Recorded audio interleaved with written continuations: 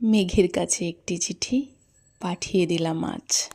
যেদিন থেকে রাইডে যাওয়ার প্ল্যান হচ্ছিল সেদিন থেকে আমি ডিসাইড করে রেখেছিলাম যে প্যারাগ্লাইডিং করব। তাই তো পাখির মতো আমি উড়ে গেছিলাম আকাশে। সত্যি সেটা বলে বোঝানো যাবে না।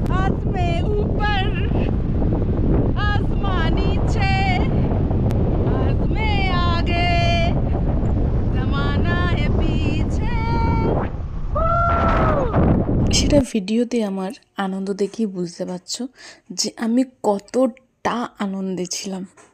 কি বলতো, আমাদের চোখ একটা অবাক করা বিষয়। আপনি যখন তখন আপনার চোখ বন্ধ করে জগৎ বদলে ফেলতে পারেন, আবার চোখ খুলে সেই জগতে ফিরেও আসতে পারেন। অন্যদিকে পৃথিবীও কম অবাক করার মতো নয়। আপনি বন্ধ করে